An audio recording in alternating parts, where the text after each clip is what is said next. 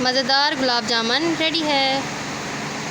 अस्सलाम वालेकुम। आज हम बनाने लगे हैं गुलाब जामुन, जिसके लिए यहाँ पर मैंने डब्बा लिया है और यहाँ पर एक पैकेट लजीजा गुलाब जामुन का इसी में से निकाला है और एक पैकेट दूध लिया, जिसमें से 1-2 चम्मच ही इस्तेमाल करेंगे। चले आए बनाना स्टार्ट करते हैं।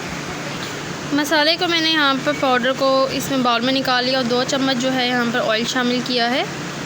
1 से 2 कतरे दूध शामिल किया। इसको हल्का हल्का हाथ से गूँधेंगे, हल्का हल्का दूध डालते जाएंगे और इसको हल्का हल्का गूँधते जाएंगे। जैसे आटा गूँधते हैं वैसे ही हल्के हल्के हाथों से आपने इसको अच्छी तरीके से गूँध लेना है।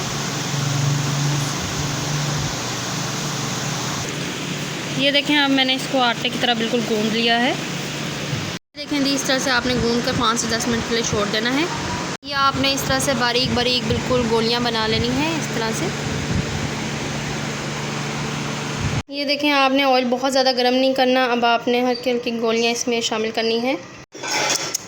ये देखें, आपने हल्के बिल्कुल आंच पर दाने पर रखना है और इसको अच्छे तरीके से फ्राई कर लेना है। इसको पलटते रहना है।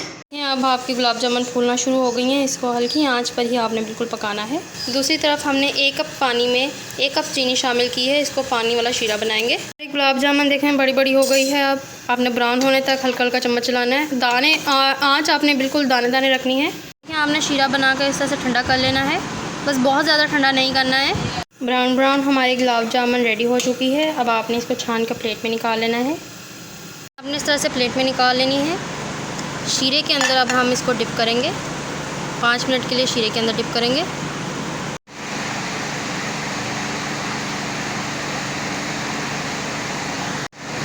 मज़ेदार गुलाब जामुन रेडी है।